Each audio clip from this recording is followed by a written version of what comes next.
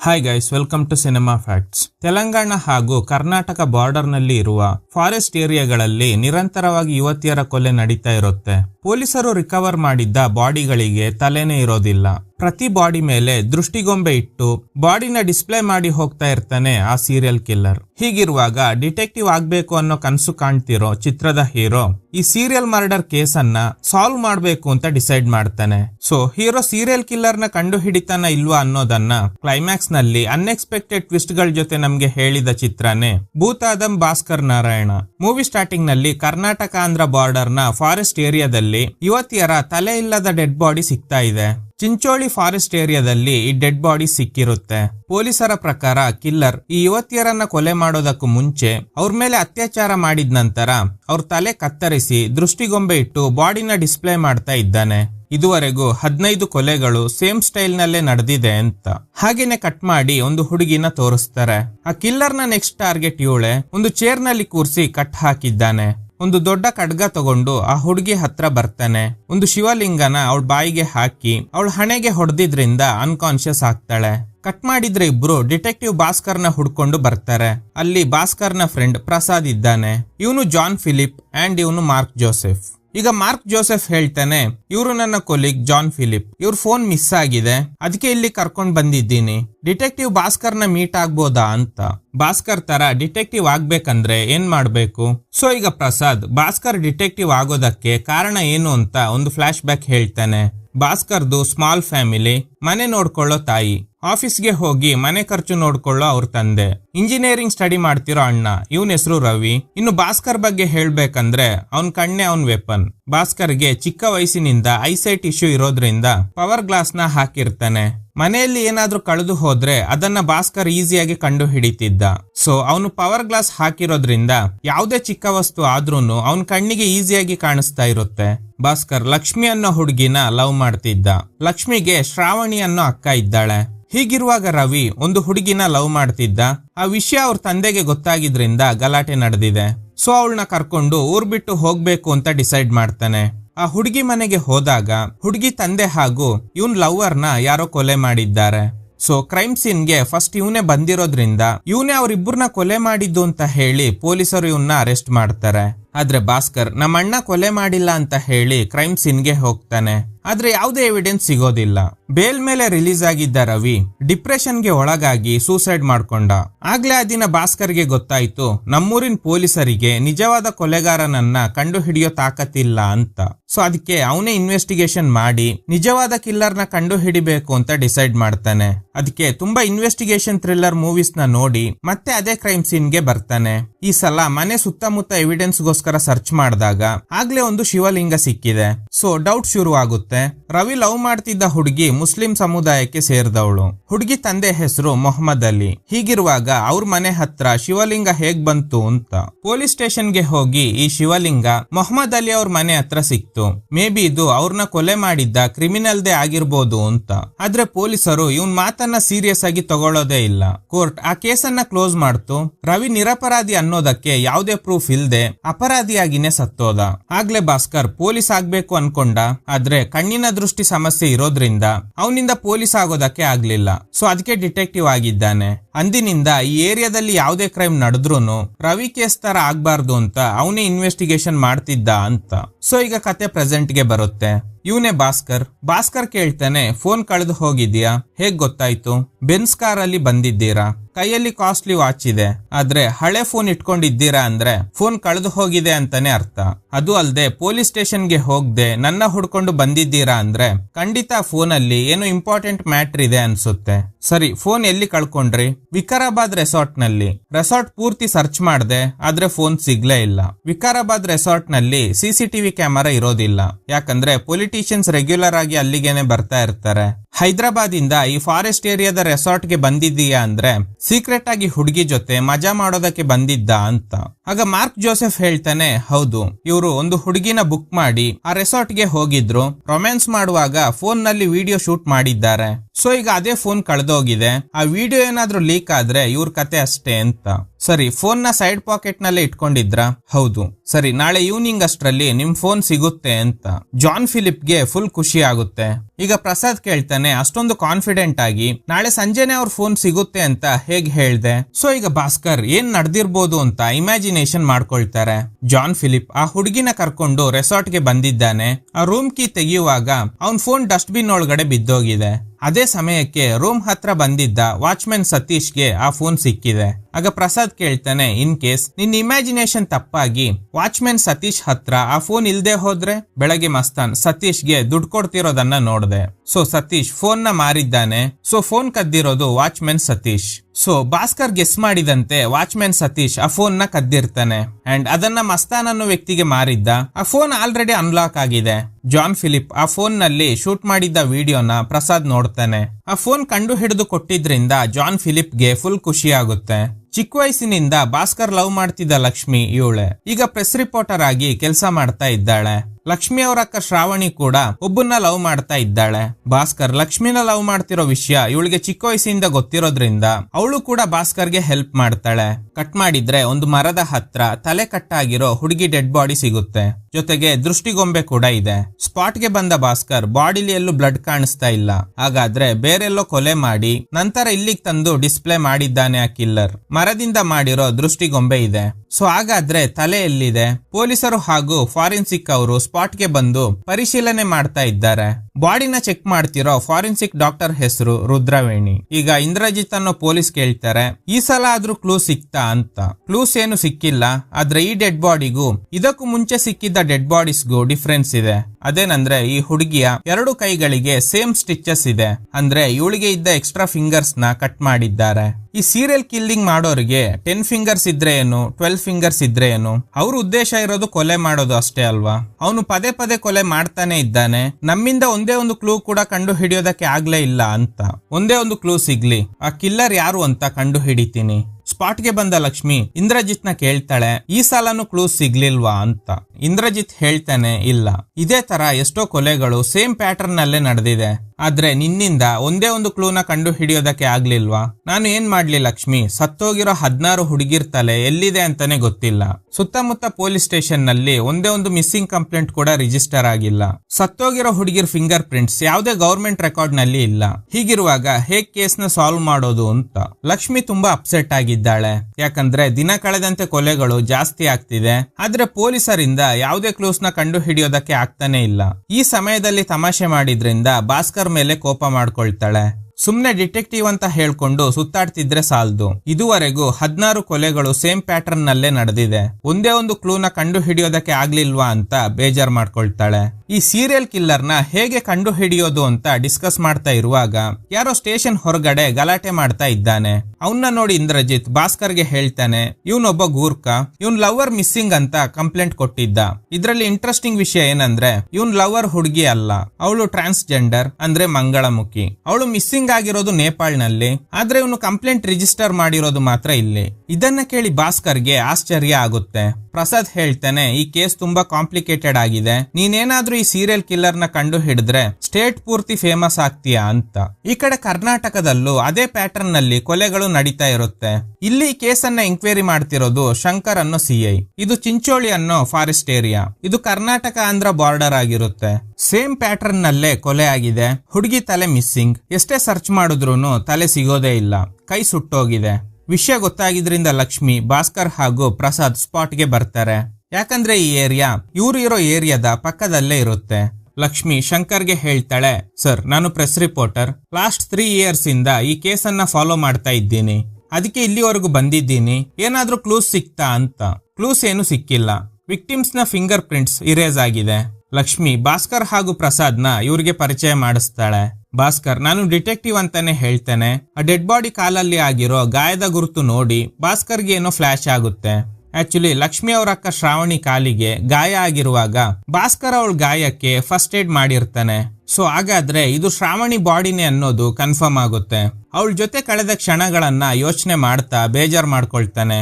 ಈಗ Shravani boy friend ಕಿಶೋರ್ನ enquiry ಮಾಡಿದಾಗ ಅವನು ಹೇಳೋ ಪ್ರಕಾರ ಎವ್ರಿ ವೀಕೆಂಡ್ ಶ್ರಾವಣಿ ಹಾಸ್ಟೆಲ್ ಇಂದ ಅವ್ರ ಮನೆಗೆ ಹೋಗ್ತಾ ಇದ್ಲು. ನಿನ್ನೆ ಬಸ್ ಸ್ಟ್ಯಾಂಡ್ ಹತ್ರ ಡ್ರಾಪ್ ಮಾಡಿ ಹೋದೆ ಅಷ್ಟೇ ಅಂತ. ಇಂದ್ರಜಿತ್ ಶಂಕರ್ಗೆ ಹೇಳ್ತಾನೆ, 16th and 17th ಮರ್ಡರ್ ನಲ್ಲಿ ಹುಡುಗಿರ್ಗೆ ಇದ್ದ ಎಕ್ಸ್ಟ್ರಾ ಫಿಂಗರ್ಸ್ ನ ಕಿಲ್ಲರ್ ಕಟ್ ಮಾಡಿದ್ದಾನೆ. ಮೇ ಬಿ ಆ ಸೀರಿಯಲ್ ಕಿಲ್ಲರ್ ಕ್ಲೂಸ್ ಸಿಗ್ಬಾರ್ದು ಅಂತ ಹೀಗ್ ಮಾಡಿರ್ಬೋದು. ಆಗ ಶಂಕರ್ ಹೇಳ್ತಾರೆ, ಕಿಲ್ಲರ್ ಎಷ್ಟೇ ಬುದ್ಧಿವಂತ ಆಗಿದ್ರೂನು ಒಂದಲ್ಲ ಒಂದು ಸಣ್ಣ ಮಿಸ್ಟೇಕ್ ಮಾಡಿ ಸಿಕ್ಕಾಕೊಳ್ಳೋ ಸಾಧ್ಯತೆ ಇರುತ್ತೆ. ಕಟ್ ಮಾಡಿದ್ರೆ ಭಾಸ್ಕರ್ ಇಂದ್ರಜಿತ್ಗೆ ಹೇಳ್ತಾನೆ, ಚಿಕ್ಕ ವಯಸ್ಸಿಂದ ಶ್ರಾವಣಿ ಮಾತ್ರ ನೀನು ದೊಡ್ಡ ಡಿಟೆಕ್ಟಿವ್ ಆಗ್ತೀಯಾ ಅಂತ ಎಂಕರೇಜ್ ಮಾಡ್ತಿದ್ಲು. ನಮ್ಮ ಅಣ್ಣನ ಕೇಸನ್ನ ನಾನೇ ಸಾಲ್ವ್ ಮಾಡ್ತೀನಿ ಅಂತ ನಂಬಿದ್ಲು. ಆದ್ರೆ ಈಗ ಅವಳೇ ಸತ್ತೋಗಿರೋದ್ರಿಂದ ಡಿಟೆಕ್ಟಿವ್ ಅಂತ ಹೇಳ್ಕೊಂಡು ತಿರ್ಗಾಡೋದಕ್ಕೆ ನನ್ಗೆ ನಾಚಿಕೆ ಆಗ್ತಿದೆ. ಕ್ಲೂಸ್ ಸಿಕ್ಕಿಲ್ಲ ಅಂತ ಆ ಸೀರಿಯಲ್ ಕಿಲ್ಲರ್ ಬಗ್ಗೆ ನಾನು ಜಾಸ್ತಿ ತಲೆ ಕೆಡಿಸ್ಕೊಳ್ಳಿಲ್ಲ. ಅದೇ ನಾನ್ ಮಾಡಿದ ದೊಡ್ಡ ತಪ್ಪು. ನಾನು ಸರಿಯಾಗಿ ಇನ್ವೆಸ್ಟಿಗೇಷನ್ ಮಾಡಿದ್ದಿದ್ರೆ ಖಂಡಿತ ಶ್ರಾವಣಿ ಬದುಕಿರ್ತಿದ್ಲು ಅಂತ.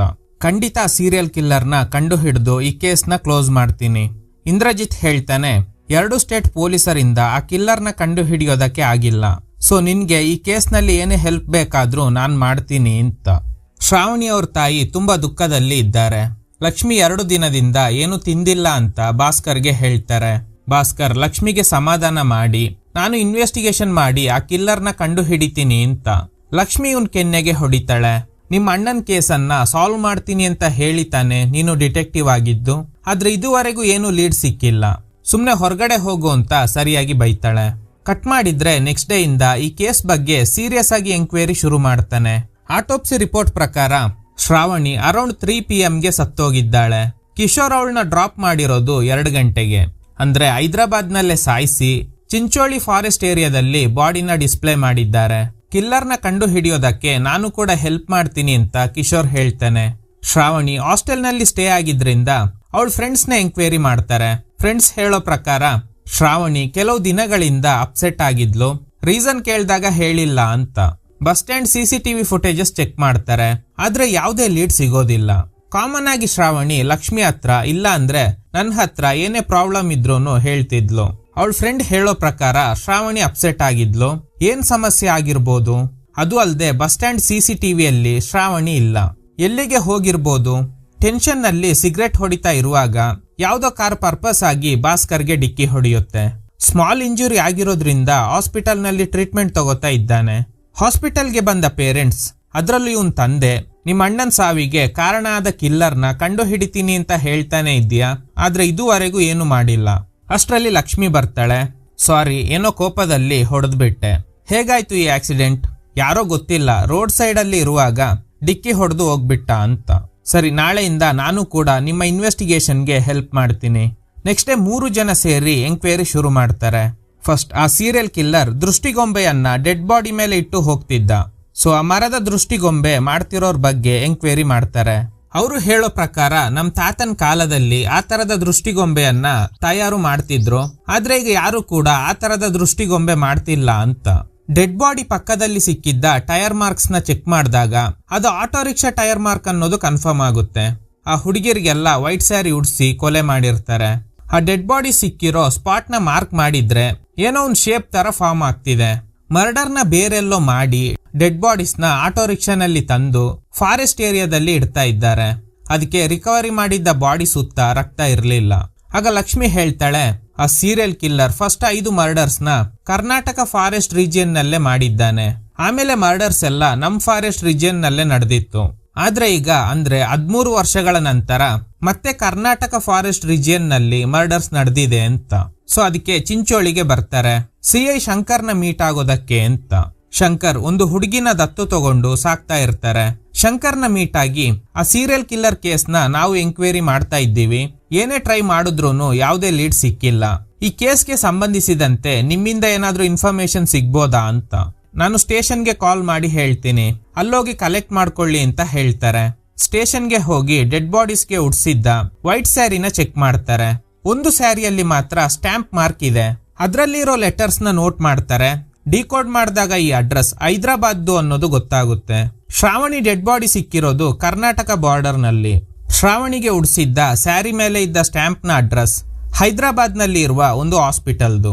ESH ನಲ್ಲಿ ಎಂಡ್ ಆಗುವ ಹೆಸರು ತುಂಬಾ ಇದೆ, ರಮೇಶ್, ಸುರೇಶ್ ಎಕ್ಸೆಟ್ರಾ. ಸೊ ಈ ಹೆಸರಿನಲ್ಲಿ ಯಾರಾದ್ರೂ ಡಾಕ್ಟರ್ ಇದ್ದಾರಾ ಅಂತ ಅಮೀರ್ಪೇಟ್ ನಲ್ಲಿ ಹುಡುಕಿದ್ರೆ ಗೊತ್ತಾಗ್ಬೋದು. ಮೇ ಬಿ ಅವನು RMP ಡಾಕ್ಟರ್ ಆಗಿರ್ಬೋದು. ಅಮೀರ್ಪೇಟ್ ನಲ್ಲಿ ESH ನಲ್ಲಿ ಎಂಡ್ ಆಗೋ ಹೆಸರಿರುವ RMP ಡಾಕ್ಟರ್ ಯಾರಾದ್ರೂ ಇದ್ದಾರಾ ಅಂತ ಕಂಡು ಹಿಡಿಬೇಕು. ಗೂಗಲ್ ಮ್ಯಾಪ್ ನಲ್ಲಿ ಸರ್ಚ್ ಮಾಡ್ತಾರೆ. ಯೋಗೀಶ್ ಅನ್ನೋ RMP ಡಾಕ್ಟರ್ ಬಗ್ಗೆ ಗೊತ್ತಾಗುತ್ತೆ. ಈ ಏರಿಯಾದಲ್ಲಿರೋ ಡಾಕ್ಟರ್ಸ್ ಗಳಲ್ಲಿ ಇವ್ರ ಹೆಸರು ಮಾತ್ರ ESH ನಲ್ಲಿ ಎಂಡ್ ಆಗ್ತಿದೆ. ಶ್ರಾವಣಿಗೆ ಏನ್ ಮಾಡ್ದೆ ಅಂತ ಕೇಳ್ತಾರೆ. ಕಟ್ ಮಾಡಿದ್ರೆ Shankar Shravani boy friend ಕಿಶೋರ್ನ enquiry ಮಾಡೋದಕ್ಕೆ ಬಂದಿದ್ದಾರೆ. ಆಗ ಭಾಸ್ಕರ್ ಇವರಿಗೆ ಕಾಲ್ ಮಾಡಿ, ಸರ್ ನಾವು ಹುಡುಕ್ತಾ ಇರೋ ಸೀರಿಯಲ್ ಕಿಲ್ಲರ್ ಕಿಶೋರ್ ಅಂತ ಹೇಳ್ತಾನೆ. ಗೊತ್ತು ಭಾಸ್ಕರ್, ನನ್ ಮುಂದೆನೆ ಅವನು ಇದ್ದಾನೆ. ಎಂಕ್ವೈರಿ ಮಾಡಿದಾಗ ಆ ದಿನ ಶ್ರಾವಣಿ ಮಧ್ಯಾಹ್ನನೇ ಮನೆಗೆ ಹೋಗಿದ್ದಾಳೆ. ಸೊ ಕಿಶೋರ್ ಹಾಗೂ ಡಾಕ್ಟರ್ಗೆ ಸರಿಯಾಗಿ ಚಾರ್ಜ್ ಮಾಡ್ತಾರೆ. ಸೊ ಈಗ ಗೊತ್ತಾಗೋದು ಏನಂದ್ರೆ ಕಿಶೋರ್ ಶ್ರಾವಣಿ ಜೊತೆ ಇಂಟಿಮೇಟ್ ಆಗಿದ್ರಿಂದ ಪ್ರೆಗ್ನೆಂಟ್ ಆಗಿದ್ದಾಳೆ. ಸೊ ಮದುವೆಗೆ ಮುಂಚೆ ಪ್ರೆಗ್ನೆಂಟ್ ಆಗಿರೋ ವಿಷಯ ಮನೆಯವರಿಗೆ ಗೊತ್ತಾದ್ರೆ ತೊಂದರೆ ಆಗುತ್ತೆ ಅಂತ ಹೇಳಿದ್ದಾಳೆ. ಆಗ್ಲೇ ಕಿಶೋರ್ ಈ ಡಾಕ್ಟರ್ ಯೋಗೀಶ್ ನ ಮೀಟ್ ಆಗಿ ಅಬೋಷನ್ ಮಾಡಿಸೋದಕ್ಕೆ ಹೇಳಿದ್ದಾನೆ. ಆಗ್ಲೇ ಬೆಡ್ಶೀಟ್ ಮೇಲಿದ್ದ ಸ್ಟ್ಯಾಂಪ್ ಶ್ರಾವಣಿ ಕೈಗೆ ಅಂಟ್ಕೊಂಡಿದೆ. ಶ್ರಾವಣಿಗೆ ಅಬೋಷನ್ ಮಾಡ್ತೀನಿ ಅಂತ ಹೇಳಿ ಇವನು ಅವಳನ್ನ ಸಾಯಿಸ್ಬಿಟ್ಟ. ಅವಳು ಸತ್ತೋದ್ಮೇಲೆ ಏನ್ ಮಾಡ್ಬೇಕು ಅಂತ ಗೊತ್ತಾಗ್ದೆ ಹೇಗಾದ್ರೂ ಈ ಮರ್ಡರ್ ಕೇಸಿಂದ ಹೊರ ಬರೋದಕ್ಕೆ ಆ ಸೀರಿಯಲ್ ಕಿಲ್ಲರ್ ಮಾಡ್ತಿರೋ ಮರ್ಡರ್ ಪ್ಯಾಟರ್ನ್ ನ ತಿಳ್ಕೊಂಡು ಅದೇ ತರ ಶ್ರಾವಣಿ ತಲೆ ಕಟ್ ಮಾಡಿ ಚಿಂಚೋಳಿ ಫಾರೆಸ್ಟ್ ಏರಿಯಾದಲ್ಲಿ ಶ್ರಾವಣಿ ಡೆಡ್ ಬಾಡಿನ ಇಟ್ಟಿದ್ದಾರೆ. ಫಿಂಗರ್ ಪ್ರಿಂಟ್ಸ್ ಗೊತ್ತಾಗಬಾರ್ದು ಅಂತ ಇರೇಸ್ ಮಾಡಿರ್ತಾರೆ. ಶ್ರಾವಣಿಗೆ ಇದ್ದ ಎಕ್ಸ್ಟ್ರಾ ಫಿಂಗರ್ಸ್ ಇಂದ ಸಿಕ್ಕಾಕೊಳ್ತೀವಿ ಅನ್ನೋ ಭಯದಲ್ಲಿ ಎಕ್ಸ್ಟ್ರಾ ಫಿಂಗರ್ಸ್ ನ ಕಟ್ ಮಾಡಿದ್ದಾರೆ. ಇದನ್ನ ಕೇಳಿ ಎಲ್ಲರಿಗೂ ಶಾಕ್ ಆಗುತ್ತೆ. ಹಾಗಾದ್ರೆ ಆ ದಿನ ಭಾಸ್ಕರ್ಗೆ ಡಿಕ್ಕಿ ಹೊಡೆದಿರೋದು ನೀನೇ ಅಲ್ವಾ? ಕಿಶೋರ್ ಹೇಳ್ತಾನೆ, ಭಾಸ್ಕರ್ ಶ್ರಾವಣಿ ಕೇಸ್ನ ಎಂಕ್ವೈರಿ ಮಾಡ್ತಿರೋ ವಿಷಯ ಗೊತ್ತಾಯ್ತು. ನಾನೆಲ್ಲಿ ಸಿಕ್ಕಾಕೊಳ್ತೀನಿ ಅನ್ನೋ ಭಯದಲ್ಲಿ ನಾನೇ ಭಾಸ್ಕರ್ನ ಸಾಯಿಸ್ಬೇಕು ಅಂತ ಆಕ್ಸಿಡೆಂಟ್ ಪ್ಲಾನ್ ಮಾಡಿದೆ. ಶ್ರಾವಣಿ ತಲೆ ಎಲ್ಲಿದೆ ಅದನ್ನ ಪೀಸ್ ಮಾಡಿ ಕಟ್ ಮಾಡಿ ಕೆರೆಗೆ ಬಿಸಾಡ್ಬಿಟ್ಟೆ ಅಂತ. ಇದನ್ನ ಕೇಳಿ ಟ್ರಿಗರ್ ಆಗಿದ್ದ ಭಾಸ್ಕರ್ ಕಿಶೋರ್ ಹಾಗೂ ಡಾಕ್ಟರ್ಗೆ ಸರಿಯಾಗಿ ಹೊಡಿತಾನೆ. ಇಂದ್ರಜಿತ್ ಶಂಕರ್ನ ಕೇಳ್ತಾನೆ, ಸರ್ ಶ್ರಾವಣಿನ ಸಾಯಿಸಿದ್ದು ಆ ಸೀರಿಯಲ್ ಕಿಲ್ಲರ್ ಅಲ್ಲ, ಅದು ಕಿಶೋರ್ ಅನ್ನೋದು ಹೇಗ್ ಗೊತ್ತಾಯ್ತು? ಆಗ ಶಂಕರ್ ಹೇಳ್ತಾರೆ, ಆ ಸೀರಿಯಲ್ ಕಿಲ್ಲರ್ ಗವರ್ಮೆಂಟ್ ರೆಕಾರ್ಡ್ ನಲ್ಲಿ ಫಿಂಗರ್ ಪ್ರಿಂಟ್ಸ್ ಇಲ್ದೇ ಇರೋರ್ನ ಟಾರ್ಗೆಟ್ ಮಾಡಿ ಸಾಯಿಸ್ತಾ ಇದ್ದಾನೆ. ಯಾವಾಗ ಭಾಸ್ಕರ್ ಅದು ಶ್ರಾವಣಿ ಬಾಡಿನೇ ಅಂತ ಹೇಳಿದ್ನೋ ಆಗ್ಲೇ ಡೌಟ್ ಶುರುವಾಯ್ತು. ಆ ಸೀರಿಯಲ್ ಕಿಲ್ಲರ್ ಸಾಯಿಸಿದ್ದ ಡೆಡ್ ಬಾಡೀಸ್ ಪೂರ್ವ ದಿಕ್ಕಿಗೆ ಮುಖ ಮಾಡಿತ್ತು, ಆದ್ರೆ ಶ್ರಾವಣಿ ಡೆಡ್ ಬಾಡಿ ಉತ್ತರಕ್ಕೆ ಮುಖ ಮಾಡಿತ್ತು. ಅಂಡ್ ಆ ಕಿಲ್ಲರ್ ದೃಷ್ಟಿಗೊಂಬೆಯನ್ನ ಮರದಿಂದ ಮಾಡ್ತಿದ್ದ. ಇವರು ಪ್ಲಾಸ್ಟಿಕ್ ನಲ್ಲಿ ತಯಾರಿಸಿ ಅದಕ್ಕೆ ಪೇಂಟ್ ಮಾಡಿದ್ರು. ಸೊ ಎಂಕ್ವೈರಿ ಮಾಡಿದಾಗ ಇವರೇ ಕ್ರಿಮಿನಲ್ಸ್ ಅನ್ನೋದು ಗೊತ್ತಾಯ್ತು ಅಂತ. ಕಿಶೋರ್ ಮಾಡಿದ ಮಿಸ್ಟೇಕ್ ತರಾನೇ ಆ ಸೀರಿಯಲ್ ಕಿಲ್ಲರ್ ಕೂಡ ಏನಾದ್ರೂ ಮಿಸ್ಟೇಕ್ ಮಾಡಿರ್ತಾನೆ. ಅದೇನು ಅಂತ ತಿಳ್ಕೊಂಡ್ರೆ ಆ ಕಿಲ್ಲರ್ನ ಕಂಡು ಹಿಡಿಬಹುದು ಅಂತ ಭಾಸ್ಕರ್ ಥಿಂಕ್ ಮಾಡ್ತಾ ಇದ್ದಾನೆ. ಭಾಸ್ಕರ್ ಮತ್ತೆ ಕೇಸ್ ಫೈಲ್ ಚೆಕ್ ಮಾಡ್ತಾನೆ. ಆಗ ಆ ಸೀರಿಯಲ್ ಕಿಲ್ಲರ್ ಒಂದು ಹುಡುಗಿಗೆ ಇದ್ದ ಎಕ್ಸ್ಟ್ರಾ ಫಿಂಗರ್ಸ್ ನ ಕಟ್ ಮಾಡಿದ್ದ ಅಲ್ವಾ? ಆಗ ಇಂದ್ರಜಿತ್ ಕೂಡ ಹೇಳಿರ್ತಾನೆ, ಸೀರಿಯಲ್ ಕಿಲ್ಲರ್ಸ್ ವಿಕ್ಟಿಮ್ಗೆ 10 ಫಿಂಗರ್ಸ್ ಇದ್ರೆ ಏನು 12 ಫಿಂಗರ್ಸ್ ಇದ್ರೆ ಏನು, ಅವ್ರ ಉದ್ದೇಶ ಇರೋದು ಕೊಲೆ ಮಾಡೋದು ತಾನೆ ಅಂತ ಹೇಳಿರ್ತಾನೆ. ಜಾನ್ ಫಿಲಿಪ್ ಶೂಟ್ ಮಾಡಿದ್ದ ವಿಡಿಯೋದಲ್ಲಿ ಇದ್ದ ಹುಡುಗಿಗೆ 12 ಫಿಂಗರ್ಸ್ ಇದ್ದಿರುತ್ತೆ. ಸೊ ಹಾಗಾದ್ರೆ ಜಾನ್ ಫಿಲಿಪ್ ಬುಕ್ ಮಾಡಿ ಕರ್ಕೊಂಡು ಹೋಗಿದ್ದ ಆ 12 ಫಿಂಗರ್ ಹುಡುಗಿನೇ ಆ ಸೀರಿಯಲ್ ಕಿಲ್ಲರ್ ನ 16th ವಿಕ್ಟಿಮ್. ಅದಕ್ಕೆ ಅವಳಿಗೆ ಇದ್ದ 2 ಎಕ್ಸ್ಟ್ರಾ ಫಿಂಗರ್ಸ್ ನ ಕಟ್ ಮಾಡಿದ್ದ ಅನ್ನೋದು ಭಾಸ್ಕರ್ಗೆ ಕನ್ಫರ್ಮ್ ಆಗುತ್ತೆ. ಅಂಡ್ ಆ 12 ಫಿಂಗರ್ ಇದ್ದ ಹುಡುಗಿ ಕತ್ತಲ್ಲಿ ಶಿವಲಿಂಗ ಇದೆ. ಅದೇ ತರದ್ ಶಿವಲಿಂಗನ ಇವ್ರ ಅಣ್ಣ ಜೈಲಿಗೆ ಹೋದ ಸಂದರ್ಭದಲ್ಲಿ ಮೊಹಮ್ಮದ್ ಅಲಿ ಮನೆ ಹತ್ರ ಇವನಿಗೆ ಸಿಕ್ಕಿರುತ್ತೆ. ಸೊ ಹಾಗಾದ್ರೆ ನಮ್ಮ ಅಣ್ಣನ್ ಕೇಸ್ಗೂ ಈ ಸೀರಿಯಲ್ ಕಿಲ್ಲರ್ಗೂ ಏನೋ ಲಿಂಕ್ ಇದೆ. ಈ ಕಡೆ ಆ ಕಿಲ್ಲರ್ ಮತ್ತೊಂದು ಹುಡುಗಿಯ ತಲೆ ಕತ್ತರಿಸಿ ಒಂದು ಕಡೆ ಇಡ್ತಾನೆ. ಕಟ್ ಮಾಡಿದ್ರೆ ಈಗ ಭಾಸ್ಕರ್ ಅಂಡ್ ಟೀಮ್ ಫಿಲಿಪ್ಸೇ ಆ ಸೀರಿಯಲ್ ಕಿಲ್ಲರ್ ಆಗಿರ್ಬೋದು ಅಂತ ಅವನ್ ಮನೆಗೆ ಹೋಗ್ತಾರೆ. ಅವನು ಆಲ್ರೆಡಿ ಒಂದು ಹುಡುಗಿನ ಕರ್ಕೊಂಡು ಹೋಗಿ ಒಂದು ವಿಡಿಯೋ ಮಾಡಿದ್ದ ಅಲ್ವಾ? ಆ ವಿಡಿಯೋ ತೋರಿಸಿ ನಿಜ ಹೇಳಿದ್ರೆ ನಿನ್ಗೇನೆ ಒಳ್ಳೇದು ಅಂತ. ನೋಡಿ, ನನ್ಗೆ ವರ್ಕ್ ನಲ್ಲಿ ಪ್ರೆಷರ್ ಜಾಸ್ತಿ ಆದಾಗ ನನ್ ವೈಫ್ಗೆ ಸುಳ್ಳು ಹೇಳಿ ಆ ರೆಸಾರ್ಟ್ಗೆ ಹುಡುಗಿರ್ನ ಕರ್ಕೊಂಡು ಹೋಗಿ ಎಂಜಾಯ್ ಮಾಡ್ತಿದ್ದೆ. ಆದ್ರೆ ನೀವು ಹೇಳ್ತಿರೋ ತರ ಅವ್ರನ್ನ ಕೊಲ್ಲೋ ಸೈಕೋ ನಾನಲ್ಲ ಅಂತ. ಮತ್ತೊಂದ್ಸಲ ಕ್ರಾಸ್ ಚೆಕ್ ಮಾಡಿದಾಗ ಜಾನ್ ಫಿಲಿಪ್ ಕರ್ಕೊಂಡು ಹೋಗಿದ್ದ 12 ಫಿಂಗರ್ ಹುಡುಗಿ ಮಾತ್ರ ಆ ದೃಷ್ಟಿಗೊಂಬೆ ಇದ್ದ ಡೆಡ್ ಬಾಡಿಗೆ ಮ್ಯಾಚ್ ಆಗ್ತಿದೆ. ಬಟ್ ಇವನ್ ಫೋನ್ ನಲ್ಲಿ ಇದ್ದ ಬೇರೆ ಯಾವ ಹುಡುಗಿ ಕೂಡ ಉಳಿದ ಡೆಡ್ ಬಾಡೀಸ್ಗೆ ಮ್ಯಾಚ್ ಆಗ್ತಿಲ್ಲ. ಜಾನ್, ಈ ಹುಡುಗಿ ಯಾರು, ಎಲ್ಲಿಂದ ಕರ್ಕೊಂಡ್ ಬಂದೆ? ಆಗ ಜಾನ್ ಒಂದು ಫ್ಲಾಶ್ ಬ್ಯಾಕ್ ಹೇಳ್ತಾನೆ. ಆ ದಿನ ನಾನು ಬುಕ್ ಮಾಡಿದ್ದ ಹುಡುಗಿಗೋಸ್ಕರ ವೇಟ್ ಮಾಡ್ತಾ ಇರುವಾಗ ಬುರ್ಕಾ ಹಾಕಿದ್ದ ಒಂದು ಹುಡುಗಿನ ನೋಡ್ದೆ. ಅವಳ ಜೊತೆ ಹಾಗೆ ಮಾತಾಡ್ತಾ ಕನ್ವಿನ್ಸ್ ಮಾಡಿ ನನ್ ರೂಮ್ಗೆ ಕರ್ಕೊಂಡು ಹೋದೆ. ಆಗ್ಲೇ ವಿಡಿಯೋ ಶೂಟ್ ಮಾಡುವಾಗ ಅವಳು ವಿಡಿಯೋ ರೆಕಾರ್ಡ್ ಮಾಡಬೇಡ ಅಂತ ಹೇಳಿದ್ಲು. ಡೋರ್ ಲಾಕ್ ಮಾಡಿರ್ಲಿಲ್ಲ. ಆಗ ಬುರ್ಕಾ ಹಾಕಿದ್ದ ಇನ್ನೊಂದು ಹುಡುಗಿ ಬಂದು ನನ್ಗೆ ಹೊಡೆದು ಆ ಹುಡುಗಿನ ಕರ್ಕೊಂಡು ಹೋದ್ಲು. ಆಮೇಲೆ ನಾನ್ ಬುಕ್ ಮಾಡಿದ ಹುಡುಗಿ ಅಲ್ಲಿಗೆ ಬಂದ್ಲು ಅಂತ. ಅಷ್ಟರಲ್ಲಿ ಇಂದ್ರಜಿತ್ಗೆ ಒಂದು ಕಾಲ್ ಬರುತ್ತೆ. ಆಂಧ್ರ ಫಾರೆಸ್ಟ್ ರಿಜಿಯನ್ ನಲ್ಲಿ ಮತ್ತೊಂದು ಡೆಡ್ ಬಾಡಿ ಸಿಕ್ಕಿದೆ ಅಂತ. ಇವರಿಗೆಲ್ಲ ಶಾಕ್ ಆಗುತ್ತೆ. ಆ 12 ಫಿಂಗರ್ ಹುಡುಗಿ ಕಾಲ್ ಗರ್ಲ್ ಆಗಿದ್ರೆ ಸತ್ತೋಗಿರೋ ಉಳಿದವರು ಕೂಡ ಕಾಲ್ ಗರ್ಲ್ಸ್ ಆಗಿರ್ಬೋದು. ಅದು ಕನ್ಫರ್ಮ್ ಆಗ್ಬೇಕಂದ್ರೆ ಆ 12 ಫಿಂಗರ್ಸ್ ಹುಡುಗಿ ಜೊತೆ ಬಂದಿದ್ದ ಆ ಬುರ್ಕ ಹಾಕಿದ್ದ ಹುಡುಗಿ ಯಾರು ಅನ್ನೋದು ಗೊತ್ತಾಗ್ಬೇಕು. ಸೊ ಅದಕ್ಕೆ ರೆಸಾರ್ಟ್ ನ ವಾಚ್ಮ್ಯಾನ್ ಆಗಿದ್ದ ಸತೀಶ್ ನ ಎಂಕ್ವೈರಿ ಮಾಡ್ತಾರೆ. ಆ ದಿನ ನೀನು ರೆಸಾರ್ಟ್ ಗೆ ಬಂದಿದ್ದ ಜಾನ್ ಫಿಲಿಪ್ ಅವ್ರ ಫೋನ್ ಕದ್ದಿದ್ದೆ ಅಲ್ವಾ? ಆ ಜಾನ್ ಫಿಲಿಪ್ ಒಂದು ಹುಡುಗಿನ ಕರ್ಕೊಂಡು ಅವ್ರ ರೂಮ್ ಗೆ ಹೋದಾಗ ಇನ್ನೊಂದು ಹುಡುಗಿ ಬಂದಿದ್ದನ್ನ ನೋಡ್ದ? ಹೌದು, ನೋಡ್ದೆ. ಅವರಿಬ್ರು ಹೋಂಡಾ ಸಿಟಿ ಕಾರ್ ನಲ್ಲೇ ಬಂದ್ರು. ಒಬ್ಳು ರಿಸೆಪ್ಷನ್ ನಲ್ಲಿ ಕೂತಿದ್ಲು, ಇನ್ನೊಬ್ಳು ಕಾರ್ ಪಾರ್ಕಿಂಗ್ ಮಾಡೋದಕ್ಕೆ ಹೋದ್ಲು. ರಿಟರ್ನ್ ಬಂದು ಜಾನ್ ಫಿಲಿಪ್ ರೂಮ್ ಗೆ ಹೋಗಿ ಅವನಿಗೆ ಸರಿಯಾಗಿ ಹೊಡೆದು ಆ ಹುಡುಗಿನ ಕರ್ಕೊಂಡು ಹೋದ್ಲು. ನಾನು ಅಲ್ಲೇ ಇದ್ದೆ. ಅವರಿಬ್ರಲ್ಲಿ ಒಬ್ಳು ಮಾತ್ರ ಹುಡುಗಿ, ಇನ್ನೊಬ್ಳು ಟ್ರಾನ್ಸ್ಜೆಂಡರ್. ಫೋಟೋ ತೋರಿಸಿ ಇದೇ ಹುಡುಗಿನ ಅಂತ ಕೇಳಿದಾಗ ಹೌದು ಇವಳೆ, ಆದ್ರೆ ಇವಳು ಹುಡುಗಿ ಅಲ್ಲ, ಅವಳು ಟ್ರಾನ್ಸ್ಜೆಂಡರ್ ಅಂದ್ರೆ ಮಂಗಳಮುಖಿ. ಕನ್ಫರ್ಮ್ ಮಾಡ್ಕೊಳ್ಳೋದಕ್ಕೆ ಜಾನ್ಗೆ ಕಾಲ್ ಮಾಡಿ ಕೇಳ್ತಾರೆ, ಆ ದಿನ ನೀನು ರೂಮ್ಗೆ ಕರ್ಕೊಂಡು ಹೋಗಿದ್ದು ಹುಡುಗಿನ ಅಥವಾ ಟ್ರಾನ್ಸ್ಜೆಂಡರ್ ಅಂತ. ಅದಕ್ಕೆ ಅವನು ಟ್ರಾನ್ಸ್ಜೆಂಡರ್ ಅಂತ ಹೇಳ್ತಾನೆ. ಸೊ ಹಾಗಾದ್ರೆ ಆಟೋಪ್ಸಿ ರಿಪೋರ್ಟ್ ನಲ್ಲಿ ರೇಪ್ ಅಂಡ್ ಮರ್ಡರ್ ಅಂತ ಮೆನ್ಷನ್ ಆಗಿದೆ, ಅದು ಹೇಗೆ? ಹಲವು ದಿನ ಇನ್ವೆಸ್ಟಿಗೇಷನ್ ಮಾಡಿದ್ಮೇಲೆ ಆ ಸೀರಿಯಲ್ ಕಿಲ್ಲರ್ ಸಾಯಿಸ್ತಾ ಇರೋದು ಟ್ರಾನ್ಸ್ಜೆಂಡರ್ಸ್ ನ ಅನ್ನೋದು ಕನ್ಫರ್ಮ್ ಆಗುತ್ತೆ. ಪೊಲೀಸರು ಯಾವುದೇ ಮಿಸ್ಸಿಂಗ್ ಕೇಸ್ ರಿಜಿಸ್ಟರ್ ಆಗಿಲ್ಲ ಅಂತ ಹೇಳಿದ್ರು, ಆದ್ರೆ ಕೆಲವು ವರ್ಷಗಳ ಹಿಂದೆ ಇದೇ ಸ್ಟೇಷನ್ ನಲ್ಲೇ ಮಿಸ್ಸಿಂಗ್ ಕಂಪ್ಲೇಂಟ್ ರಿಜಿಸ್ಟರ್ ಆಗಿದೆ. ಆ ಕಂಪ್ಲೇಂಟ್ ಕೊಟ್ಟಿರೋದು ಗೂರ್ಖಾ. ಅವನು ಲವ್ ಮಾಡ್ತಿದ್ದ ಟ್ರಾನ್ಸ್ಜೆಂಡರ್ ಜೊತೆ ಮದುವೆ ಆಗೋದಕ್ಕೆ ಅವ್ರ ಮನೆಯವರು ಒಪ್ಪಿಲ್ಲ. ಅದಕ್ಕೆ ನೇಪಾಳದಿಂದ ಬೆಂಗಾಲ್ಗೆ ಹೋಗಿ ಸೆಟ್ಲ್ ಆಗಿದ್ದಾನೆ. ಹಣಕಾಸಿನ ಸಮಸ್ಯೆ ಶುರುವಾಗಿದ್ರಿಂದ ಅವಳು ವೇಶ್ಯಾವಾಟಿಕೆ ದಂಧೆಗೆ ಇಳಿದ್ಲು. ಹೀಗೆ ಅವರಿಬ್ರು ಖುಷಿಯಾಗಿನೇ ಇದ್ರು. ಹೀಗಿರುವಾಗ ಒಂದಿನ ಜಾಸ್ತಿ ದುಡ್ಡು ಸಿಗುತ್ತೆ, ಅದಕ್ಕೆ ತುಂಬಾ ದೂರ ಹೋಗ್ಬೇಕು ಅಂತ ಹೇಳಿದ್ದಾಳೆ. 3 ದಿನಗಳ ನಂತರ ವಿಕಾರಾಬಾದ್ ಫಾರೆಸ್ಟ್ ರೆಸಾರ್ಟ್ ನಲ್ಲಿ ಇದ್ದೀನಿ ಅಂತ ಮೆಸೇಜ್ ಮಾಡಿದ್ದಾಳೆ. ಅದೇ ಅವಳು ಕಳಿಸಿರೋ ಕೊನೆ ಮೆಸೇಜ್. ಗೂರ್ಖಾ ಅವಳನ್ನ ಹುಡ್ಕೊಂಡು ಇಲ್ಲಿವರೆಗೂ ಬಂದಿದ್ದಾನೆ. ನಂತರ ಸ್ಟೇಷನ್ ನಲ್ಲಿ ಕಂಪ್ಲೇಂಟ್ ಕೂಡ ಫೈಲ್ ಮಾಡ್ದ. ಆದ್ರೆ ಪೊಲೀಸರು ಇವನ್ ಕಂಪ್ಲೇಂಟ್ ನ ಸೀರಿಯಸ್ ಆಗಿ ತಗೊಂಡಿಲ್ಲ. ಸೊ ಅವಳನ್ನ ಕೂಡ ಸೀರಿಯಲ್ ಕಿಲ್ಲರ್ ಸಾಯಿಸಿದ್ದಾನೆ. ಸೊ ಹಾಗಾದ್ರೆ ಸತ್ತೋಗಿರೋರು ಟ್ರಾನ್ಸ್ಜೆಂಡರ್ಸ್ ಆಗಿದ್ರೆ ಪೋಸ್ಟ್ ಮಾರ್ಟಮ್ ರಿಪೋರ್ಟ್ ನಲ್ಲಿ ಟ್ರಾನ್ಸ್ಜೆಂಡರ್ಸ್ ಅಂತ ಯಾಕೆ ಮೆನ್ಷನ್ ಮಾಡಿಲ್ಲ? ರೇಪ್ ಅಂಡ್ ಮರ್ಡರ್ ಅಂತ ಯಾಕೆ ಬರ್ದಿದ್ದಾರೆ? ಈ ಕೇಸ್ ನಲ್ಲಿ ಪೊಲೀಸರಿಗೆ ಯಾವುದೇ ಲೀಡ್ ಸಿಕ್ಕಿಲ್ಲ, ಯಾಕಂದ್ರೆ ಅವರು ಸತ್ತೋಗಿರೋದು ಹುಡುಗಿರು ಅನ್ಕೊಂಡು ಇನ್ವೆಸ್ಟಿಗೇಷನ್ ಮಾಡಿದ್ರಿಂದ. ಸೊ ಪೊಲೀಸರಿಗೆ ಮಿಸ್ಲೀಡ್ ಮಾಡಿರೋದು ಈ post mortem report. Karnataka region ನಲ್ಲಿ ನಡೆದಿದ್ದ ಮರ್ಡರ್ಸ್ ಗೆಲ್ಲ ಪೋಸ್ಟ್ ಮಾರ್ಟಮ್ ಮಾಡಿರೋದು ಒಂದೇ ಡಾಕ್ಟರ್. ಅವ್ರ ಹೆಸರು ಡಾಕ್ಟರ್ ಈಶ್ವರ್. 13 ವರ್ಷಗಳ ಹಿಂದೆ ರೋಡ್ ಆಕ್ಸಿಡೆಂಟ್ ನಲ್ಲಿ ಸತ್ತೋದ್ರು. ಆಮೇಲೆ ಕರ್ನಾಟಕ ರೀಜಿಯನ್ ನಲ್ಲಿ ಮರ್ಡರ್ಸ್ ನಡೆದಿಲ್ಲ. 2 ವರ್ಷಗಳ ನಂತರ ನಮ್ ಫಾರೆಸ್ಟ್ ರೀಜಿಯನ್ ನಲ್ಲಿ ಮರ್ಡರ್ಸ್ ನಡೆಯೋದಕ್ಕೆ ಶುರುವಾಯಿತು. ಸೊ ಈಗ ಈ ಮರ್ಡರ್ಸ್ಗೆಲ್ಲ ಪೋಸ್ಟ್ ಮಾರ್ಟಮ್ ಮಾಡಿರೋದು ಕೂಡ ಒಬ್ರೇ ಡಾಕ್ಟರ್. ಈ ಟ್ರಾನ್ಸ್ಜೆಂಡರ್ಸ್ ನ ಯಾಕೆ ಕೊಲೆ ಮಾಡ್ತಿದ್ದಾರೆ?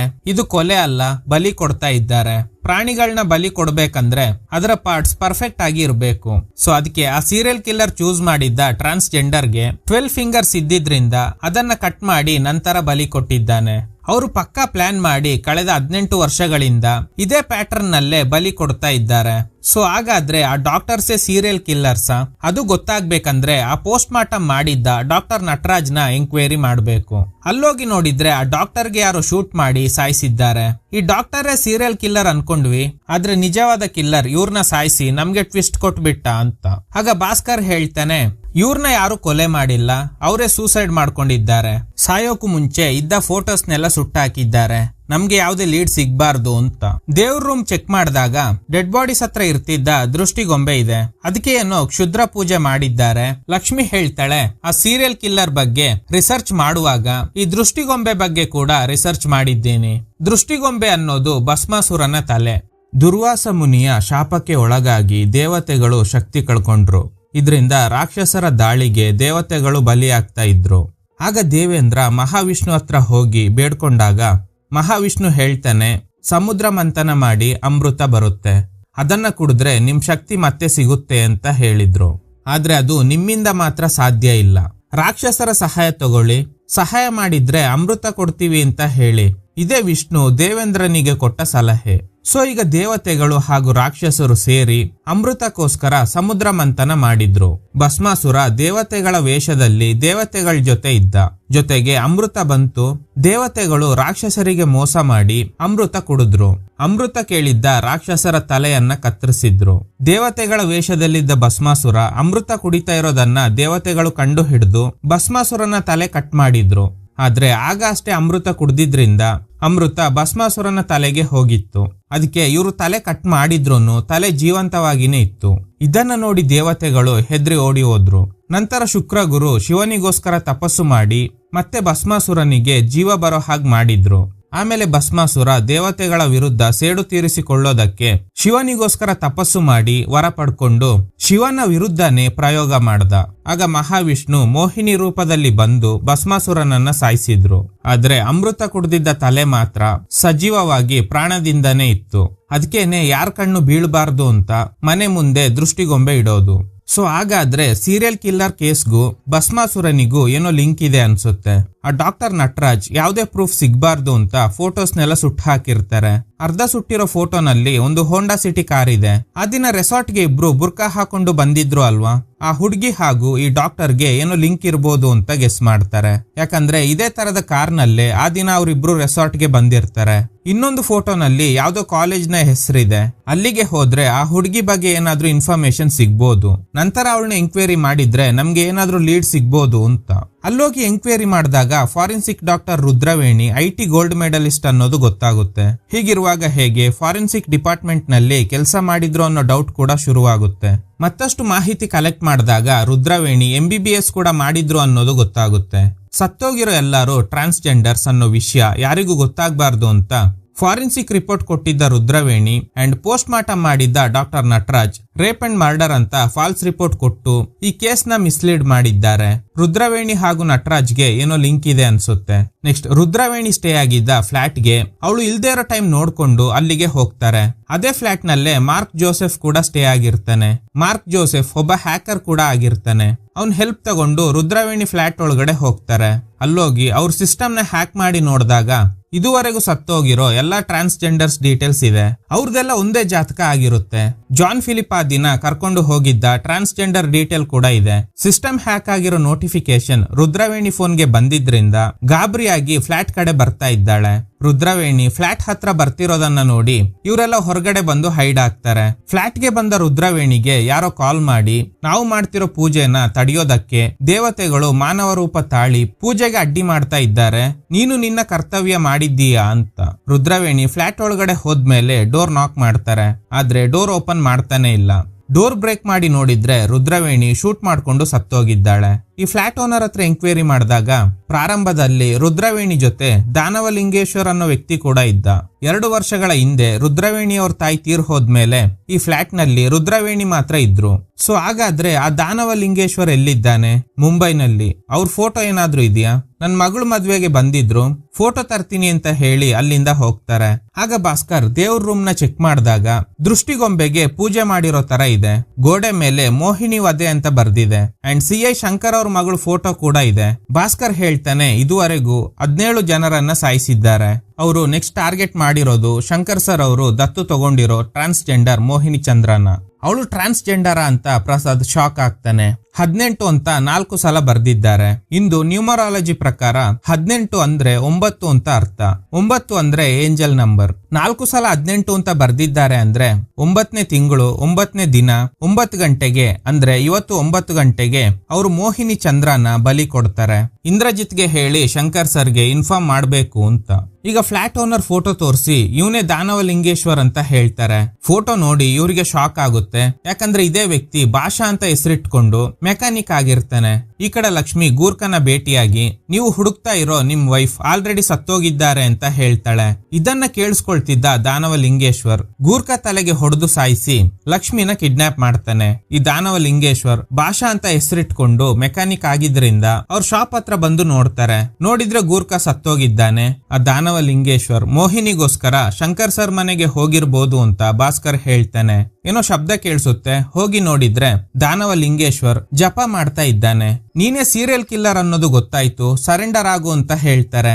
ಅವನು ಗನ್ ಕಿತ್ಕೊಂಡು ಇಂದ್ರಜಿತ್ ಕೈಗೆ ಶೂಟ್ ಮಾಡಿ ಬಂದಿದ್ದ ಪೊಲೀಸರು ಹಾಗೂ ಭಾಸ್ಕರ್ಗೆ ಸರಿಯಾಗಿ ಹೊಡಿತಾನೆ. ಈಗ ಭಾಸ್ಕರ್ ಹೇಳ್ತಾನೆ 14 ವರ್ಷದಿಂದ ನಿನ್ಗೋಸ್ಕರನೇ ಸರ್ಚ್ ಮಾಡ್ತಾ ಇದ್ದೀನಿ, ನಿನ್ನಿಂದಾನೇ ನಮ್ಮ ಅಣ್ಣ ಸೂಸೈಡ್ ಮಾಡ್ಕೊಂಡ ಅಂತ.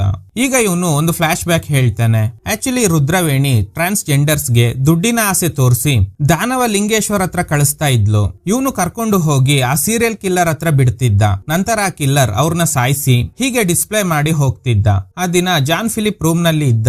ಟ್ರಾನ್ಸ್ಜೆಂಡರ್ ಜೊತೆ ಬುರ್ಕಾ ಹಾಕೊಂಡು ಬಂದಿದ್ದು ಇದೇ ರುದ್ರವೇಣಿ. ಹೀಗೆ 14 ವರ್ಷದ ಹಿಂದೆ ಒಂದಿನ ಟ್ರಾನ್ಸ್ಜೆಂಡರ್ ನ ಆ ಸೀರಿಯಲ್ ಕಿಲ್ಲರ್ ಗೆ ಒಪ್ಸೋದಕ್ಕೆ ಹೋಗುವಾಗ ಮೊಹಮ್ಮದ್ ಅಲಿ ಇವ್ರ ಕತ್ತಲ್ಲಿ ಶಿವಲಿಂಗ ಇರೋದನ್ನ ನೋಡಿರ್ತಾರೆ. ಡೌಟ್ ಬಂದು ಅವನ್ ಶಾಪ್ಗೆ ಹೋಗಿ ನೋಡಿದಾಗ ಅಲ್ಲಿ ದೃಷ್ಟಿಗೊಂಬೆನ ಇಟ್ಕೊಂಡು ಪೂಜೆ ಮಾಡಿರ್ತಾನೆ. ಅಂಡ್ ಅವನ್ ಕತ್ತಲ್ಲಿ ಇದ್ದ ಅದೇ ತರದ ಶಿವಲಿಂಗ ಇಲ್ಲೂ ಕೂಡ ಸಿಕ್ಕಿರುತ್ತೆ. ಇದನ್ನ ಹೈಡ್ ಆಗಿ ನೋಡ್ತಿದ್ದ ದಾನವಲಿಂಗೇಶ್ವರ್ ಮೊಹಮ್ಮದ್ ಅಲಿ ಮನೆಗೆ ಹೋಗಿ ಇವನಿಂದ ಸತ್ಯ ಹೊರಗಡೆ ಗೊತ್ತಾಗ್ಬಿಡುತ್ತೆ ಅಂತ ಮೊಹಮ್ಮದ್ ಅಲಿ ಹಾಗೂ ಅವ್ರ ಮಗಳನ್ನ ಸಾಯಿಸಿರ್ತಾನೆ. ನಂತರ ಅಲ್ಲಿಂದ ಎಸ್ಕೇಪ್ ಆಗುವಾಗ ಶಿವಲಿಂಗ ಕೆಳಗಡೆ ಬಿದ್ದೋಗಿರುತ್ತೆ. ಆಗ್ಲೇ ರವಿ ಸ್ಪಾಟ್ಗೆ ಹೋಗಿದ್ರಿಂದ ಪೊಲೀಸರು ಇವನೇ ಕಿಲ್ಲರ್ ಅಂತ ಹೇಳಿ ಅರೆಸ್ಟ್ ಮಾಡಿದ್ರು. ಇದಾದ್ಮೇಲೆ ಕ್ರೈಮ್ ಸೀನ್ಗೆ ಹೋದಾಗ ಭಾಸ್ಕರ್ಗೆ ಈ ಶಿವಲಿಂಗ ಸಿಕ್ಕಿರುತ್ತೆ. ಈಗ ದಾನವಲಿಂಗೇಶ್ವರ್ ಹೇಳ್ತಾನೆ, ಇವತ್ತು ನಮ್ಮ ಅಣ್ಣ ಸನ್ಯಾಸತ್ವ ಯಾಗನ ಪೂರ್ತಿ ಮಾಡ್ತಾನೆ. ನಿನ್ನ ಗರ್ಲ್ ಫ್ರೆಂಡ್ ಅಂದ್ರೆ ಲಕ್ಷ್ಮಿನ ಗಿಫ್ಟ್ ಆಗಿ ಕಳ್ಸಿದ್ದೀನಿ, ಹೋಗಿ ಕಾಪಾಡ್ಕೋ. ನಾವು ಮಾಡ್ತಿರೋ ಮಹಾಯಾಗನ ಯಾರಿಂದನೂ ತಡೆಯೋದಕ್ಕೆ ಸಾಧ್ಯನೇ ಇಲ್ಲ ಅಂತ ಹೇಳಿ ಸೂಸೈಡ್ ಮಾಡ್ಕೊಳ್ತಾನೆ. ಆಗ ಭಾಸ್ಕರ್ ಅವನ್ ಎದೆಲಿ ಇರೋ ಮಾರ್ಕ್ ನೋಡ್ತಾನೆ. ಒಂದು ವಿಷಯ ಫ್ಲಾಶ್ ಆಗುತ್ತೆ.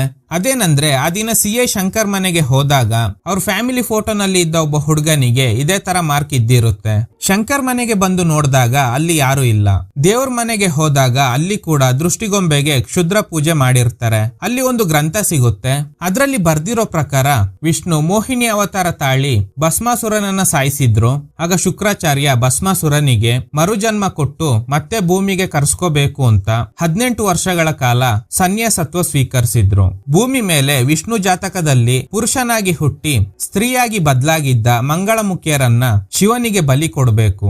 17 ಜನ ಮಂಗಳಮುಖಿಯರ ಬಾಯಿಗೆ ಶಿವಲಿಂಗ ಹಾಕಿ ಅದನ್ನ ನುಂಗೋ ತರ ಮಾಡಿ ಅವ್ರ ತಲೆ ಕತ್ತರಿಸಿ ಆ ತಲೆನ ಹೋಮಕುಂಡಕ್ಕೆ ಹಾಕಿ ಸುಡಬೇಕು.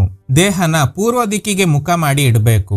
ನಂತರ ಮರದಿಂದ ಮಾಡಿದ್ದ ಭಸ್ಮಾಸುರನ ತಲೆಯನ್ನ ಹೊಟ್ಟೆ ಮೇಲೆ ಇಡಬೇಕು.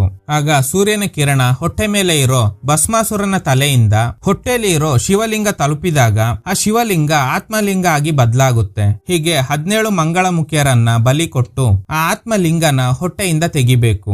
18ನೇ ಬಲಿಯನ್ನ ಹೋಮಕುಂಡಕ್ಕೆ ಹಾಕಿ ಸಜೀವ ದಹನ ಮಾಡಬೇಕು. ಆ ಭಸ್ಮನ ಒಂದು ಕಡೆ ಇಟ್ಕೋಬೇಕು. ಅದ್ರ ಜೊತೆಗೆ ಹೋಮಕುಂಡದಲ್ಲಿ ಸುಟ್ಟಿದ್ದ 17 ತಲೆಯ ಭಸ್ಮ ಸೇರಿಸಿ 9 ತಿಂಗಳು ವಯಸ್ಸಿನ ಮಗು ರೂಪದ ಗೊಂಬೆ ಮಾಡಬೇಕು. ಆ ಗೊಂಬೆ ಸುತ್ತ ಹೊಟ್ಟೆಯಿಂದ ತೆಗ್ದಿದ್ದ ಆತ್ಮಲಿಂಗನ ಇಟ್ಟು ಪೂಜೆ ಮಾಡಿದ್ರೆ ಭಸ್ಮಾಸುರ ಮತ್ತೆ ಜನ್ಮ ತಾಳ್ತಾನೆ ಅಂತ ಅಸುರ ಗುರು ಶುಕ್ರಾಚಾರ್ಯ ಬರ್ದಿದ್ದಾರೆ. ಇದನ್ನ ಓದಿ ಭಾಸ್ಕರ್ಗೆ ಶಾಕ್ ಆಗುತ್ತೆ. ಆದ್ರೆ ಈ ಯಾಗಕ್ಕೆ ದೇವತೆಗಳು ತಲಾಂತರದಿಂದ ಅಡ್ಡಿಪಡಿಸ್ತಾನೆ ಇರೋದ್ರಿಂದ ಈ ಯಾಗ ಯಶಸ್ವಿ ಆಗ್ತಾನೆ ಇಲ್ಲ. ಸೊ ಅದಕ್ಕೆ ದಾನವ ವಂಶಸ್ಥರು ಈ ಯಾಗ ಮಾಡಿ ಭಸ್ಮಾಸುರನಿಗೆ ಪುನರ್ಜನ್ಮ ಕೊಡ್ಬೇಕು. ಅದಕ್ಕೆ ಪ್ರಾಣತ್ಯಾಗ ಮಾಡಿ ಆದ್ರೂ ಈ ಯಾಗ ಮಾಡೋದಕ್ಕೆ ಸಹಾಯ ಮಾಡ್ಬೇಕು ಅಂತ. ಸೊ ಈಗ ಭಾಸ್ಕರ್ಗೆ ಎಲ್ಲ ಅರ್ಥ ಆಗುತ್ತೆ. ಈ ಯಾಗ ಮಾಡ್ತಿರೋ ಕಿಲ್ಲರ್ ದಾನವ ವಂಶಕ್ಕೆ ಸೇರಿದವನು. ಅದೇ ಫ್ಯಾಮಿಲಿಗೆ ಸೇರಿದವ್ರೆ ಈ ರುದ್ರವೇಣಿ ಹಾಗೂ ದಾನವಲಿಂಗೇಶ್ವರ್. ಇವರಿಬ್ರು ಅಣ್ಣ ತಂಗಿ. ಅಂಡ್ ಕರ್ನಾಟಕದಲ್ಲಿ ಒಬ್ರು ಡಾಕ್ಟರ್ ಆಕ್ಸಿಡೆಂಟ್ ನಲ್ಲಿ ಸತ್ತೋದ್ರು ಅಲ್ವಾ, ಅವರು ಕೂಡ ಇದೇ ಫ್ಯಾಮಿಲಿಗೆ ಸೇರಿದವರು. ಅಂಡ್ ಡಾಕ್ಟರ್ ನಟರಾಜ್ ಕೂಡ ಇದೇ ಫ್ಯಾಮಿಲಿ ಅವರೇ. ಇವರೆಲ್ಲ ಈ ಬಲಿ ಕೊಡೋ ವಿಷಯ ಪೊಲೀಸರಿಗೆ ಗೊತ್ತಾಗೋ ಸಂದರ್ಭ ಬಂದಾಗ ಸೂಸೈಡ್ ಮಾಡ್ಕೊಂಡಿರ್ತಾರೆ. ಈಗಲೇ ಶಾಕಿಂಗ್ ಟ್ವಿಸ್ಟ್, ಈ ಯಾಗ ಮಾಡ್ತಿರೋದು ಅಂದ್ರೆ ಮಂಗಳಮುಖಿಯರನ್ನ ಬಲಿ ಕೊಡ್ತಿರೋದು ಬೇರೆ ಯಾರು ಅಲ್ಲ, ಅದು CI ಶಂಕರ್. ಇವರೇ ರುದ್ರವೇಣಿ ಹಾಗೂ ದಾನವಲಿಂಗೇಶ್ವರ್ಗೆ ಅಣ್ಣ. ಈ 18ನೇ ಬಲಿಯನ್ನ ಗ್ರಂಥದಲ್ಲಿ ಬರ್ದಿರೋ ಪ್ರಕಾರ ಹೋಮಕುಂಡದಲ್ಲಿ ಸಜೀವ ದಹನ ಮಾಡಬೇಕು. ಅದಕ್ಕೆ ಇವರೇ ದತ್ತು ತಗೊಂಡಿದ್ದ ಮೋಹಿನಿ ಚಂದ್ರನ ಬಲಿ ಕೊಡ್ಬೇಕು ಅಂತ ಅನ್ಕೊಂಡಿದ್ದಾರೆ. ಅವ್ರ ಫ್ಯಾಮಿಲಿ ಫೋಟೋನ ಕರೆಕ್ಟ್ ಆಗಿ ನೋಡಿದಾಗ ಇವ್ರು ಎಲ್ಲಿ ಇದನ್ನೆಲ್ಲ ಮಾಡ್ತಾ ಇದ್ದಾರೆ ಅನ್ನೋದು ಗೊತ್ತಾಗುತ್ತೆ. ಸ್ಪಾಟ್ಗೆ ಬಂದ ಭಾಸ್ಕರ್ ಇದೆಲ್ಲ ಮೂಢನಂಬಿಕೆ, ಇದೆಲ್ಲ ನಿಲ್ಸಿ ಅಂತ ಹೇಳ್ತಾನೆ. ಆದ್ರೆ ಇವರು ಕೇಳ್ದೆ ಭಾಸ್ಕರ್ ಮೇಲೆ ಅಟ್ಯಾಕ್ ಮಾಡ್ತಾರೆ. ನಿಮ್ ಫ್ಯಾಮಿಲಿ ಮೆಂಬರ್ಸ್ಗೆ ಹುಚ್ಚ ಹಿಡ್ದಿದ್ಯಾ ಅಂತ. ಭಸ್ಮಾಸುರನಿಗೆ ಮರುಜನ್ಮ ನೀಡಿ ಮತ್ತೆ ಭೂಮಿಗೆ ಬರೋ ಹಾಗೆ ಮಾಡೋದೇ ನಮ್ಮ ಗುರಿ. ಈ ಪ್ರಯತ್ನದಲ್ಲಿ ನಮ್ ಫ್ಯಾಮಿಲಿ ಮೆಂಬರ್ಸ್ ತುಂಬಾ ಜನ ಜೀವ ಕಳ್ಕೊಂಡಿದ್ದಾರೆ. ಆಗ ಭಾಸ್ಕರ್ ಇವರು 17 ಜನ ಮಂಗಳಮುಖಿಯರ ತಲೆ ಕತ್ತರಿಸಿ ಸುಟ್ಟಿದ್ದ ಭಸ್ಮ ಕಲೆಕ್ಟ್ ಮಾಡಿ ಇಟ್ಟಿರ್ತಾರೆ ಅಲ್ವಾ, ಅದನ್ನ ತೆಗೆದು ನೀರಿಗೆ ಹಾಕ್ತಾನೆ. ಇದನ್ನ ನೋಡಿ 18 ವರ್ಷಗಳಿಂದ ಮಾಡಿದ್ದ ಯಾಗನ ನೀನು ಹಾಳು ಮಾಡ್ಬಿಟ್ಟೆ, ನನ್ನಿಂದ ಯಾಗ ಕಂಪ್ಲೀಟ್ ಮಾಡೋದಕ್ಕೆ ಆಗಿಲ್ಲ, ನಾನೇ ಬಲಿ ಆಗ್ತೀನಿ, ಭಸ್ಮಾಸುರ ಮತ್ತೆ ಭೂಮಿಗೆ ಬರೋ ಹಾಗೆ ಮಾಡ್ತೀನಿ ಅಂತ ಹೇಳಿ ಬೆಂಕಿಯಲ್ಲಿ ಸುಟ್ಟು ಹೋಗ್ತಾರೆ. ಭಾಸ್ಕರ್ ಲಕ್ಷ್ಮಿ ಹಾಗೂ ಮೋಹಿನಿ ಚಂದ್ರನ ಸೇವ್ ಮಾಡ್ತಾನೆ. ಕೆಲವು ದಿನಗಳ ನಂತರ ಭಾಸ್ಕರ್ಗೆ ಯಾರೋ ಕಾಲ್ ಮಾಡಿ ಮತ್ತೆ ಯಾಗ ಶುರುವಾಗಿದೆ ಅಂತ ಹೇಳ್ತಾನೆ. ಅದು ಯಾರಂದ್ರೆ ಅದೇ ಫ್ಯಾಮಿಲಿಯಲ್ಲಿ ಹುಟ್ಟಿರೋ ಕೊನೆಯ ವ್ಯಕ್ತಿ, ಅವನ ಹೆಸರು ರುದ್ರ. ಇದ್ರೊಂದಿಗೆ ಈ ಮೂವಿ ಎಂಡ್ ಆಗುತ್ತೆ. Okay guys, thanks for watching. ಈ ತರದ ಥ್ರಿಲ್ಲಿಂಗ್ ವಿಡಿಯೋಗಳಿಗಾಗಿ ನಮ್ಮ ಸಿನಿಮಾ ಫ್ಯಾಕ್ಟ್ ಚಾನಲ್ ನ ತಪ್ಪದೆ ಸಬ್ಸ್ಕ್ರೈಬ್ ಮಾಡಿ, ಪಕ್ಕದಲ್ಲಿರುವ ಬೆಲ್ ಐಕಾನ್ ಅನ್ನು ಪ್ರೆಸ್ ಮಾಡಿ ಆಲ್ ನೋಟಿಫಿಕೇಶನ್ ಗಳನ್ನ ಆನ್ ಮಾಡಿ ಇಟ್ಕೊಳ್ಳಿ.